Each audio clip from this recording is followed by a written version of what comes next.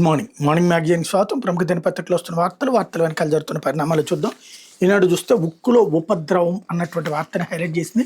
Visakha steel ప్లాంట్లో ఘోర ప్రమాదం, భారీ పేలుడు, ఎగసిపడిన 150 టన్నుల ఉక్కు ద్రావణం, మరో 6గురికి తీవ్ర గాయాలు, 1540 డిగ్రీల వేడితో ఉన్న ద్రవ ఉక్కు పట్టంతో బొగ్గుల్లో మారిన మృతదేహాలు. విశాఖ ఉక్కు కర్మాగారంలో ఘోర ప్రమాదం చోటు చేసుకుంది. సలసలా మరుగుతున్న ఉక్కు ద్రవం లావాలా ఎగసి కార్మికులపై పట్టడంతో 8 మంది మృతి చెందారు. మరో 6గురు ఒళ్లంతా కాలిపోయి కొన ఊపిరితో కొట్టుమిట్టాడుతున్నారు. సోమవారం సాయంత్రం ఉక్కు కర్మాగారంలోని స్టీల్ మెల్ట్ షాప్ 1లో ఈ ఘోర దుర్ఘటన సంభవించింది. సాయంత్రం ఎస్ఎంఎస్లో 1లో పనిచేయడానికి కార్మికులు వెళ్ళగా ఓకందని విధంగా లాడీలు భారీ శబ్దంతో ఒక్కసారిగా పేలిపోయింది. 1540 డిగ్రీలకు పైగా వేడితో ఉన్న సుమారు 150 టన్నుల ద్రవపు ఒక్కసారిగా మీద పట్టడంతో కార్మికులు తప్పించుకోలేకపోయారు. ఊహించడానికి వీల్లేనంత వేడి ద్రావణం దాటికి అక్కడికక్కడే ప్రాణాలు కోల్పోయారు. కర్మాగారం స్టీల్ మెల్ట్ షాప్ 1లో బ్లాస్ట్ ఫర్నెస్ నుంచి టర్బో లాడీల ద్వారా కన్వర్టర్కి ద్రవ ఉక్కు చేరవేస్తారు. మిశ్రమాలు కలిపిన తర్వాత అక్కడ నుండి లాడీల ద్వారా క్యాస్టింగ్ మిషన్లకు చేరుస్తారు. ఈ విభాగంలో మొత్తం 6 క్యాస్టింగ్ మిషన్లు స్టాండ్స్ ఉంటాయి. ద్రవ ఉక్కును కంటిన్యూ క్యాస్టింగ్ డిపార్ట్మెంట్ సిసిడిలో మిషన్లలో పోసి బ్లూమ్స్గా చేస్తారు. ఈ క్రమంలో సోమవారం సాయంత్రం 4:20 గంటలకి కన్వర్టర్ నుంచి బయలుదేరిన లాడీలు 19 క్యాస్టింగ్ మిషన్ 2లో పోసేందుకు అనుమతించారు. ఆ సమయంలో ఒక్కసారిగా లాడీలు పేలిపోయింది. దీంతో 1540 డిగ్రీల సెల్సియస్ వేడితో ఉన్న ఉక్కు ద్రవం ఎగసిపడి భారీగా మంటలు వ్యాపించాయి అన్నటువంటి వార్తని హైలైట్ చేశారు. అయితే మమతకు ఎంపీల షాక్, పార్లమెంట్లోనూ తృణమూల్ బీటలు, లోక్సభలో 20 మంది సభ్యుల తిరుగుబాటు, ఎన్డీఏకి మద్దతు ఇస్తున్నట్టు ప్రకటన. ఈ మేరకు స్పీకర్ ఓం బిర్లాకి లేఖ, రాజ్యసభకు ఎంపీ సుఖేందు శేఖర్ రాయ్ రాజీనామా, మరింత మంది అదే బాటలో పయనించే అవకాశం, తెర వెనక కీలక పాత్ర పోషించిన బీజేపీ ఎంపీ సీఎం రమేష్ అంటూ. పశ్చిమ బెంగాల్ ఎన్నికల్లో ఓటమి తర్వాత తృణమూల్ కాంగ్రెస్లో ప్రారంభమైన రాజకీయ సంక్షోభం రాష్ట్ర శాసనసభ నుండి దేశ పార్లమెంటు దాకింది. టీఎంసీకి లోక్సభలో ఉన్న 28 మంది సభ్యుల్లో 20 మంది పార్టీ అధినాయకురాలు మమతా బెనర్జీపై సోమవారం తిరుగుబాటు బావుటా వేశారు. సీనియర్ ఎంపీ కకోలి ఘోష్ దస్తీదార్ నేతృత్వంలో తమను ప్రత్యేక గ్రూప్గా గుర్తించాలని స్పీకర్ ఓం బిర్లాకు లేఖ రాశారు. తాము ఎన్డీఏ కూటమికి మద్దతు ఇస్తున్నామని కూడా లేఖలో ఎంపీలు తెలిపారు. ఇప్పటికే శాసనసభలో 58 మంది ఎమ్మెల్యేలు తిరుగుబాటుతో ఉక్కిరిబిక్కిరవుతున్న టీఎంసీకి తాజా పరిణామం పిడుగుపాటే. అంతేకాదు పార్టీ సీనియర్ నేత సుఖేందు శేఖర్ రాయ్ కూడా తన రాజ్యసభ సభ్యత్వానికి రాజీనామా చేస్తున్నట్టు ప్రకటించారు. ఆయన బాటలో మరింత మంది తృణమూల్ రాజ్యసభ ఎంపీలు పయనించే అవకాశం ఉంది. ఈనాటికి ఈ పరిణామాలన్నీ ఢిల్లీలో జరిగినటువంటి ఇండియా కూటమి సదస్సుకి మమతా బెనర్జీ హాజరైనటువంటి సందర్భంలోనే జరగడం గమనార్హం. 20 మంది ఎంపీల సంతకాలతో లేఖను స్పీకర్కి పంపాం, మమ్మల్ని ప్రత్యేక గ్రూప్గా పరిగణించి సీటింగ్ ఏర్పాట్లు చేయాలని కోరామని ఘోష్ దస్తీదార్ తెలిపారు. లోక్సభలో టీఎంసీకి 28 మంది ఎంపీలు ఉన్నారు. ఇప్పుడు 20 మంది బయటికి రావడంతో రాజ్యాంగం 10వ షెడ్యూల్లో నిబంధనల ప్రకారం అనర్హత వేటు నుంచి తప్పించుకుంటారు. పైగా తామే అసలైన తృణమూల్ కాంగ్రెస్ అని స్పీకర్కి లేఖ ఇచ్చి గుర్తింపు పొందడానికి కూడా వీలుంది. అంతకుముందు పార్టీ నాయకత్వంపై అసంతృప్తితో ఉన్న సుమారు 15 మంది ఎంపీలు కేంద్ర మంత్రి, బీజేపీ సీనియర్ నాయకుడు భూపేందర్ యాదవ్ నివాసంలో పశ్చిమ బెంగాల్ ముఖ్యమంత్రి సువేందు అధికారితో సమావేశమయ్యారు. ఎంపీ నిధులను ఉపయోగించుకోవడానికి మమత అడ్డు చెప్పడం, కేంద్ర ప్రభుత్వ పథకాలను రాష్ట్రంలో అమలు చేయకపోవడంతో నియోజకవర్గాలకు ప్రజలకు తామేమీ చేయలేకపోతున్నాను ఎంపీలు ఈ సమావేశంలో ఆవేదన వ్యక్తం చేసినట్టు తెలిస్తే ఇక ముందు అలాంటి అడ్డంకుల్ని తొలగిస్తామని వాళ్ళకి సువేందు అధికారి హామీ ఇచ్చారని తెలుస్తుంది. వారం రోజులుగా తృణమూల్ ఎంపీలతో సమావేశమవుతూ ఈ సంప్రదింపుల్లో భాగమవుతున్న Anakapalli BJP MP CM Ramesh కూడా ఈ భేటీలో పాల్గొన్నారు. భూపేందర్ యాదవ్ ఇంట్లో సమావేశం ముగిసిన తర్వాత సీఎం రమేష్ కోల్కతా వెళ్ళినట్టు తెలిసింది. తృణమూల్ కాంగ్రెస్ నుంచి ప్రస్తుతం రాజ్యసభకు ప్రాతినిధ్యం వస్తున్న 12 మంది ఎంపీల్లో మెజార్టీ సభ్యులు పార్టీ నాయకత్వంపై అసంతృప్తితో ఉన్న నేపథ్యంలో ఒక్కొక్కరిగా వాళ్ళతో రాజీనామా చేయించే వ్యూహానికి బీజేపీ పదును పెడుతున్నట్టు తెలుస్తోంది. ఆ వ్యూహం అమల్లో భాగంగా సుఖేందు శేఖర్ రాయ్ రాజీనామా చేయడం, వెంటనే ఆమోదించడం చకచకా జరిగిపోయి ఆ స్థానానికి జరిగే ఉప ఎన్నికల్లో ఆయన బీజేపీ నుంచి ఎన్నుకోబోతున్నారన్నటువంటిది హైలైట్ చేశారు. లేకపోతే నాగలి బాధలు గొడ్డలకి తెలియవు అంటూ 5 ఏళ్ల వైకాపా అనే విధ్వంసం నుంచి ఇప్పుడిప్పుడే బయటపడుతున్నాం. మళ్ళీ వైకుంఠపాళి వద్దు, పశ్చిమ గోదావరి జిల్లాలో మీ భూమి మీ హక్కు గ్రామ సభలో సీఎం చంద్రబాబు 22 భూముల సమస్యల పరిష్కారానికి చర్యలు తీసుకుంటామని వెళ్ళి ఒక వ్యక్తి చేసిన దుర్మార్గానికి రాష్ట్రాన్ని దారిలో పెట్టేందుకు 3 ఏళ్లు పడుతోంది. గత 5 ఏళ్ల విధ్వంసం నుంచి ఇప్పుడిప్పుడే బయటపడుతున్నాం. గొడ్డలి పార్టీ, ఆ పార్టీ అధినేత నేరాలు ఘోరాలు చేసి వాటిని ఎదుటి వారిపై వేస్తారు.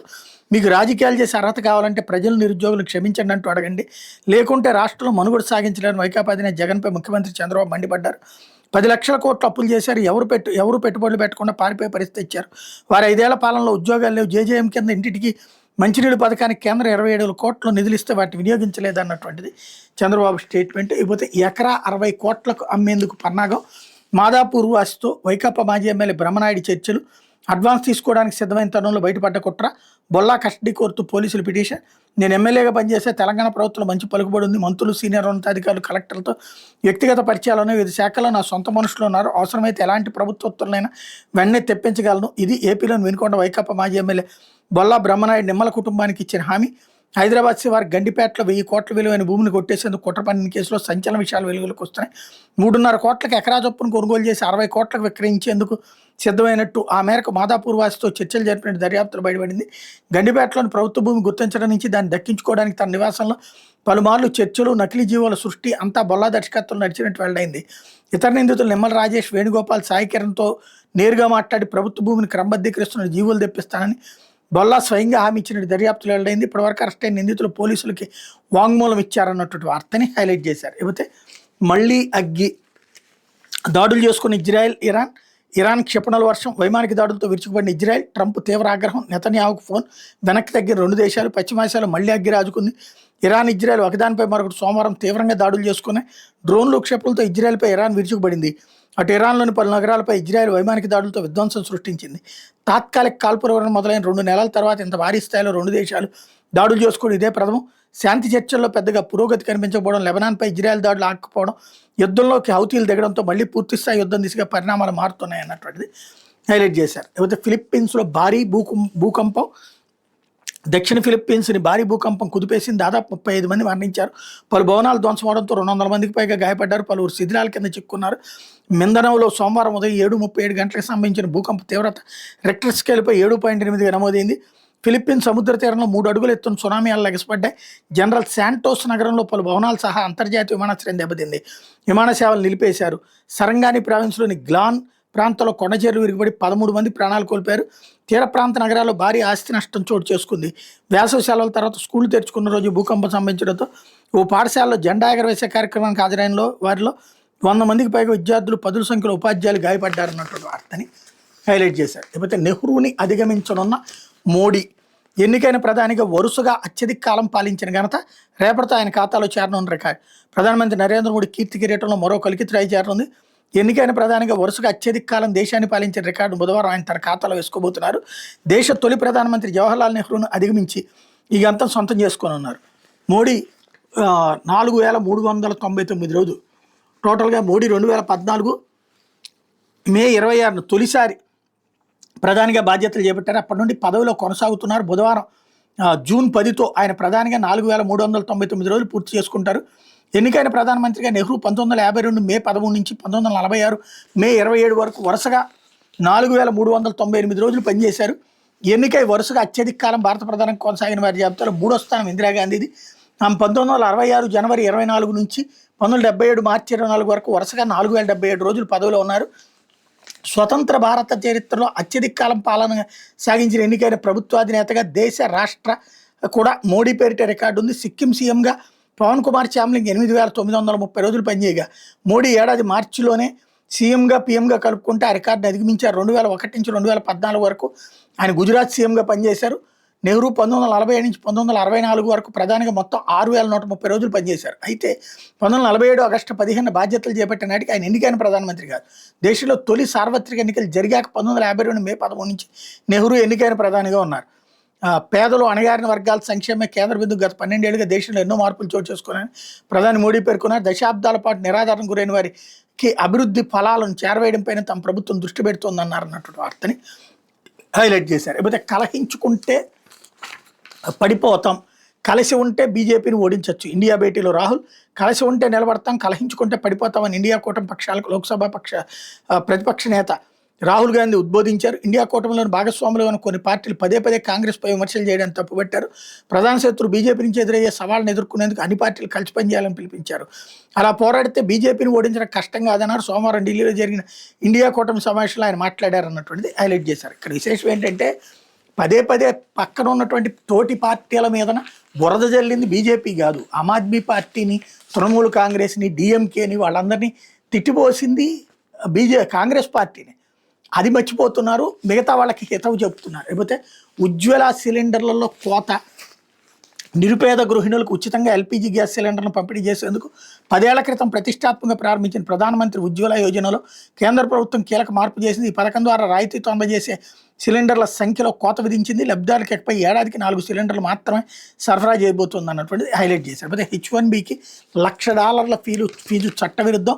విదేశీ వృత్తి నిపుణుల H1B వీసాలకు డొనాల్డ్ ట్రంప్ విధించిన $1,00,000 ఫీజుని అమెరికా న్యాయస్థానం కొట్టేసింది. నిర్ణయం చట్టవిరుద్ధమని బోస్టన్లోని ఫెడరల్ కోర్టు ప్రకటించింది. అమెరికా కాంగ్రెస్ ఆమోదం తెలపనందున దాన్ని చట్టవిరుద్ధ పన్నుగా పరిగణిస్తున్నాం అనేది చెల్లదని యుఎస్ డిస్ట్రిక్ట్ జడ్జి లియో సొరోకిన్ సోమవారం తీర్పు చెప్పారు. విదేశాల్లో నుండి అమెరికా తాత్కాలిక వలస వీసా H1Bకి ఎంపికైన వాళ్ళు $1,00,000 ఫీజును చెల్లించాలని గత సెప్టెంబర్లో ట్రంప్ ప్రభుత్వం నిర్ణయించింది. దీన్ని సవాల్ చేస్తూ 20 రాష్ట్రాల అటార్నీ జనరల్స్ బోస్టన్ కోర్టులో పిటిషన్లు దాఖలు చేశారు. వాటి విచారించిన జడ్జి $1,00,000 ఫీజు చట్టవిరుద్ధం అని ప్రకటించారు. అది పెనాల్టీ కాదు, పన్ను. అమెరికా కాంగ్రెస్ ఆమోదం లేకుండా అధ్యక్షుడు ఈ పన్నుపై నిర్ణయం తీసుకోజాలని జడ్జి స్పష్టం చేశారన్నటువంటిది హైలైట్ చేశారు. లేకపోతే సాక్షి ఉక్కులో ఉపద్రవం, విశాఖ స్టీల్ ప్లాంట్లో పెను ప్రమాదం, 8 మంది సజీవ దహనం, ఉక్కు ద్రవం పట్టడంతో కాలిపోయి ముద్దల్లా మారిన మృతదేహాలు, 6గురికి తీవ్ర గాయాలు, 2 పరిస్థితి విషమం. ఒక్కసారిగా నేలపై ఒలికిన 150 టన్నుల ద్రవపు ఉక్కు, సుమారు 1600 డిగ్రీల ఉక్కు ద్రవం వేడికి భారీ క్రేన్ దగ్ధం. టీవీ రంగం కావడంతో బయటికి వెళ్లిన పలువురు ఉద్యోగులు, కార్మికులు, మంటలను అదుపులో తెచ్చిన అగ్నిమాపక సిబ్బంది, రాష్ట్రపతి, ఉపరాష్ట్రపతి, ప్రధాని, మాజీ సీఎం వైఎస్ జగన్ దిగ్భ్రాంతి అన్నటువంటిది హైలైట్ చేశారు. లేకపోతే స్టీల్ ప్లాంట్ యాజమాన్యంపై కార్మిక సంఘాల ఆగ్రహం, 4 గంటల తర్వాత స్పందిస్తారా, తీవ్ర నిర్లక్ష్యం వల్లే ప్రమాదం జరిగింది, కార్మికులను ఆదుకోవాలి, భద్రతా చర్యలు చేపట్టాలి డిమాండ్ చేసిన పలువురు కార్మిక నేతలు అన్నటువంటిది హైలైట్ చేశారు. లేకపోతే వెన్నుపోటుపై సమరశంఖం, రాష్ట్ర వ్యాప్తంగా పట్టణాలు, నగరాల్లో వెన్నుపోటుకు 2 ఏళ్లు నిరసనలు, పలు చోట్ల నల్లబెలూన్లు ఎగరేసే నిరసన, ర్యాలీలు, సమావేశాలు, సదస్సులతో హోరెత్తిన రాష్ట్రం. ఎగ్జిబిషన్లు ఏర్పాటు చేసి వీడియోల ప్రదర్శన, పెద్ద ఎత్తున తరలి వచ్చి నిరసనలు విజయవంతం చేసిన ప్రజలు అన్నటువంటిది హైలైట్ చేశారు. నిజంగా ప్రజలు వచ్చారా? ప్రజలు అసలు ఉద్యమాల్లో పాల్గొంటున్నారా? కార్యకర్తల్ని ప్రజల కింద చూపెడితే ఎట్లాగా? అయితే కేంద్రంపై సమరమే విపక్ష ఇండియా కూటమి నిర్ణయం అన్నటువంటిది హైలైట్ చేశారు. లేకపోతే నిందలు కాదు నిజాలు తెలుసుకో, పవన్ వ్యాఖ్యలను తీవ్రంగా ఖండించిన కాపు నేతలు. కన్వీనియంట్ రాజకీయాల కేర్ ఆఫ్ పవన్, కాపులు పెద్దన్న పాత్ర పోషించాలి, నా వెనక ఉంటే సీఎం అవుతానని అనలేదా? ఇప్పుడు కాపులు ఓట్లు అవసరం లేదంటారా? అదే మాట చంద్రబాబు లోకేష్లతో చెప్పిస్తారా? వాడుకున్నది లేదని కరివేపాకులు. 3 దశాబ్దాలుగా జాతి కోసం సేవ చేస్తున్నాం అంటూ ఏదైతే కాపు సంఘాల ప్రెస్ మీట్ని హైలైట్ చేశారు. వంగవీటి రంగాన్ని కాపాడుకోలేదని, ఏపీలోని కాపులను గద్దరికి వెన్నులో తోటాలు దించితే కాపాడలేదని తెలంగాణ సమాజాన్ని నిందిస్తున్న డిప్యూటీ సీఎం పవన్ కళ్యాణ్, ఆ 2 ఘటనలు టీడీపీ హయాంలోనే జరిగాయని నిజాలను ఎందుకు విస్మరిస్తున్నారని కాపు నేతలు సూటిగా ప్రశ్నించారు. ఇప్పటికైనా రంగా పేరును ప్రస్తావించకుండా కాపులు నిందించకుండా నాదేళ్ల మనోహర్, లింగమనేని రమేష్, రామ్ తాళ్ళూరి డైరెక్షన్లో మీ పార్టీని మీరు నడుపుకోవాలని పవన్కు సూచించారు. పవన్ అండ చూసుకుని సీఎం చంద్రబాబు కాపుల పట్ల తీవ్ర కులవివక్ష చూపిస్తున్నారని, సరైన సమయంలో ఓటు ద్వారా గుణపాఠం చెప్తామని స్పష్టం చేశారు. మేరకు రాజమహేంద్రవరంలో నిర్వహించిన కాపు ఆత్మగౌరవ సమావేశంలో తీసుకున్న నిర్ణయాలు. కాపు రిజర్వేషన్ పోరాట సమితి రాష్ట్ర chairman Chanamala Prasadarao, working chairman Masabathula Srinivas, రాష్ట్ర కన్వీనర్ రావి శ్రీనివాస్, రాష్ట్ర కోఆర్డినేటర్లు జానపాముల నాగేంద్ర కుమార్, జేటీ రామారావు, రాష్ట్ర కో కన్వీనర్ బోడపాటి పెదబాబు, కాకిలేడి హర్నాథ్, వంగ ఆంజనేయులు సోమవారం మీడియాకు వెల్లడించారు. కాపు రాజ్యాధికార పోరాట సమితి, కాపు రక్షణ చట్టం పోరాట సమితి ముఖ్య ప్రతినిధులు ఆత్మగౌరవ సమావేశానికి హాజరయ్యారు. ఇటీవల మంగళగిరి, రాజమహేంద్రవరంలో జరిగిన సమావేశాల్లో కాపు నాయకులు, కాపు సంఘాలు, కాపు సమాజాన్ని ఉద్దేశించి పవన్ చేసిన వ్యాఖ్యలు తీవ్రంగా తప్పుబట్టారన్నటువంటి వార్తని హైలైట్ చేశారు. లేకపోతే మమత పార్టీలో మంటలు, ఎన్డీఏకి జైకొట్టిన 20 మంది టీఎంసీ ఎంపీ, లోక్సభలో బీజేపీ కూటమికి మద్దతు ఇస్తున్నట్టు ప్రకటన, స్పీకర్ ఓం బిర్లాకు లేక, టీఎంసీకి రాజ్యసభ సభ్యత్వానికి సుఖేందు శేఖర్ రే రాజీనామా అన్నటువంటిది హైలైట్ చేశారు. లేకపోతే పెళ్లి బంధము, పెళ్లి పీటలు ఎక్కాలని లేదు, పెళ్లికి ముందు బంధం వ్యక్తిత్వానికి మచ్చ కాదు, పరస్పర అంగీకారంతో శారీరక సంబంధం తప్పు కాదు, సమాజ పరిస్థితులు మారుతున్నాయి, సుప్రీంకోర్టు కీలక వ్యాఖ్యలు, తెలంగాణ కానిస్టేబుల్ నియామకం పునరుద్ధరణ అన్నటువంటి వార్తని ఇక్కడ ప్రధానంగా హైలైట్ చేశారు. ఏదైతే పెళ్లికి ముందు ఉన్నటువంటి సహజీవనాన్ని నేరం కింద పరిగణించడానికి లేదు, అనైతికంగా పరిగణించడానికి వీల్లేదు అన్నటువంటి. లేకపోతే వెన్నుపోటుపై సమరశంకారానికి సంబంధించి డీటెయిల్డ్గా వాళ్ళ ఫోటోలు ఇవన్నీ కూడా వేసుకుని వచ్చారు. ఇది ఒకవైపు. మరోవైపున మాజీ సైనికులతో వైఎస్ఆర్సీపీ ప్రత్యేక వింగ్. వైఎస్ఆర్సీపీని మరింత బలోపేతం చేయడానికి రాష్ట్రంలో మాజీ సైనికోద్యోగుల సేవలు వినియోగించుకుంటామని party state coordinator Sajjala Ramakrishna Reddy తెలిపారు. రాష్ట్రంలోని వివిధ జిల్లాల నుంచి వచ్చిన మాజీ సైనికోద్యోగులతో పార్టీ కేంద్ర కార్యాలయంలో ఆయన సోమవారం సమావేశం నిర్వహించి పలు అంశాలపై విస్తృతంగా చర్చించారన్నటువంటిది హైలైట్ చేశారు. లేకపోతే 3వ రోజు లభించిన చిన్నారి జ్ఞానేశ్వరి ఆచూకీ. ఈ నెల 6న అదృశ్యమైన తుని మండలానికి చెందిన చిన్నారి జ్ఞానేశ్వరి ఆచూకీ చెప్తే 1,00,000 నజరానా ఇస్తామని పోలీసుల ప్రకటన. రాష్ట్రంలో సంచలనంగా మారిన చిన్నారి శంకర్ జ్ఞానేశ్వరి ఆచూకీ కోసం పోలీసులు, ఎన్డీఆర్ఎఫ్ సిబ్బంది, స్థానికులు బృందాలుగా జల్లెడ పెట్టి వెతుకుతున్నా జాడ తెలియరాలేదు. 3వ రోజు సోమవారం కాకినాడ జిల్లా Peddapuram DSP Tilak Tuni rural CI Chennakeswara Rao, SI Krishnamachari ఆధ్వర్యంలో తుని కోటనందూరు పోలీసులు ఎన్డీఆర్ఎఫ్ బృందం రాజానగరంని ఆనుకుని ఉన్న కొండ ప్రాంతాన్ని అణువణువు గాలించారు. గ్రామంలో ప్రతి ఒక్కరి నుంచి వివరాలు సేకరిస్తున్నారు. మరియు Tuni railway station, RTC bus stand, ఇతరేతర ప్రాంతాల్లో మంచి సీసీ కెమెరాల ఫుటేజీలు పరిశీలిస్తున్నారు. గ్రామ సరిహద్దులు కొండపైన ముమ్మరంగా గాలించారు. జ్ఞానేశ్వర్తో పాటు ఉన్న పెంపుడు కుక్క ఆచూకీ సైతం లభించకపోవడం ఆశ్చర్యం కలిగిస్తోంది. అటవీ జంతువులు బారిన పడిందే, ఎవరైనా కిడ్నాప్ చేశారన్న కోణంలో పోలీసు బృందాలు దర్యాప్తు చేస్తున్నాయి అన్నటువంటిది హైలైట్ చేశారు. లేకపోతే వైస్ ఎంపీపీ కాలర్ పట్టుకుని లాక్కెళ్లిన ఎస్ఐ, నల్లమిల్లి తీర్థం సందర్భంగా ఘటన, ఎస్ఐ శివప్రసాద్ వ్యవహారంపై వైఎస్ఆర్సీపీ నేతల ఆగ్రహం. గోదావరి జిల్లా రంగంపేట మండలం నల్లమిల్లిలో ముత్యాలమ్మ తల్లి తీర్థం సందర్భంగా చోటు చేసుకున్న ఘటన మండలంలో చర్చనీయాంశంగా మారింది.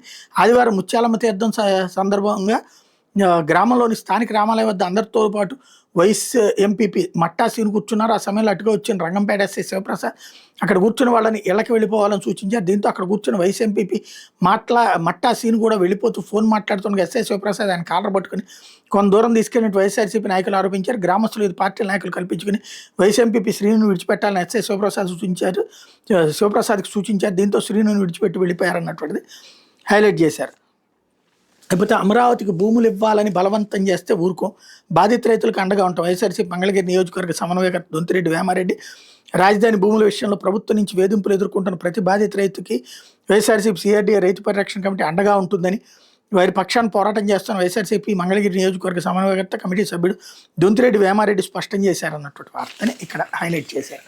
ఇకపోతే ఆంధ్రజ్యోతి వచ్చేటప్పటికి విశాఖ ఉక్కులో ఘోరంతో పాటుగా ఇది రైతు ప్రభుత్వం, భూ వివాదాలకు శాశ్వత పరిష్కారమే లక్ష్యం, హద్దురాళ్లపై బొమ్మలేసుకున్న జగన్ పిచ్చితనానికి చికిత్స లేదు, భూతగాదాలు సృష్టించారు, 1000 ఎకరాలు 22ఏలో చేర్చారు, నేను రాగానే ల్యాండ్ టైటిలింగ్ యాక్ట్ రద్దు చేశాం, 1.37 లక్షల ఎకరాల ఇనాం భూములకు విముక్తి, పరీక్షలంటే తెలియని వాడు సర్కార్పై బురజ్జల్లుతున్నాడు, గొడ్డలు పట్టుకునే చేతులకు నాగలు పట్టే రైతులు గుర్తుకురారు, కోడికత్తి డ్రామాలాడే వాళ్ళకి వరి కోతలు ఎలా తెలుస్తాయి, గంజాయి బ్యాచ్ను ఓదార్చే వాళ్ళకి పంటల సాగు ఎలా తెలుస్తుంది, సిద్ధాంత సభలో సీఎం ఫైర్, అన్ని సినిమా స్టైల్ ఆఫ్ డైలాగ్స్ బాగుంటాయి. కాబట్టి ఇక్కడ డౌట్ ఏంటంటే 22ఏలో ఉన్నటువంటి భూములనే కదా జగన్ రెగ్యులరైజ్ చేసింది, వాటిట్టే కదా ఈ ప్రభుత్వం వచ్చి మళ్ళీ 22ఏలో పెట్టింది, మరి జగన్ చేశాడని ఎందుకు చెబుతున్నారు అంటే ప్రజలకు ఏం తెలియదు కాబట్టి మేము పదే పదే మాట్లాడే మాటలే నమ్ముతారు అన్నటువంటి ధైర్యం, పేపర్లు టీవీలు తోడున్నాయన్నటువంటి ఒక ధైర్యం అనమాట.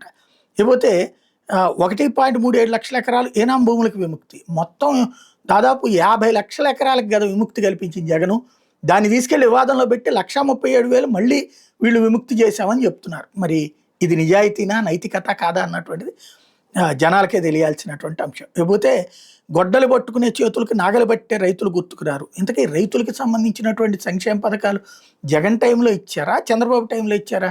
ఇప్పుడు జగన్ ప్రారంభించినటువంటిదే కదా రైతు బంధు అనేటటువంటి పథకానికి సంబంధించింది, రైతులకి ఇచ్చినటువంటిది. 6,000 రూపాయలు కేంద్రం ఇస్తుంటే దానికి తోడు 4,000 ఇచ్చింది జగనే కదా, అంతకుముందు ఇవ్వలేదు కదా తెలుగుదేశము 2014-19లో.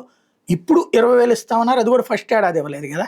ఇంకోటి ఎప్పటికప్పుడు ఆ అంశాలకు సంబంధించి రైతులకు సంబంధించినటువంటి అంశాల మీద సీరియస్గా నిర్ణయాలు తీసుకుంది ఎవరు అన్నటువంటిది. ఇప్పుడు మిర్చి రైతు తెప్పలు, మామిడి రైతు తెప్పలు, పత్తి రైతు తెప్పలు ఇప్పుడు వస్తుంటే వాళ్ళందరికీ న్యాయం జరిగిపోయింది, మేమైతే న్యాయం చేస్తున్నామని బాబు గారు చెప్తున్నారు, వాళ్ళు చప్పట్లు కొడుతున్నారు అన్నటువంటి ధైర్యం. లేకపోతే హారిజెంటల్ రిజర్వేషన్ జగన్ పనే, వైసీపీ హయాంలోనే రిజర్వేషన్ జీవో నాటించి ప్రతి నోటిఫికేషన్లోనూ అమలు, డిఎస్సీలో పోహలకు ఆ జీవోనే కారణం, హారిజెంటల్ అర్థం కాకే ఈ గందరగోళం, క్రీడా కోటాలో పరీక్షలపై అబద్ధాల ప్రచారం, రాత పరీక్ష ఉన్నా లేకపోయినా ఒకటే, అభ్యర్థులు క్రీడల్లో ప్రతిభే కొలమానం. మనం జనాలు ఏమనుకుంటారు అనే సిగ్గేమీ లేకుండా వార్తలు రాయడం వీళ్ళకే చేత అవుతుంది.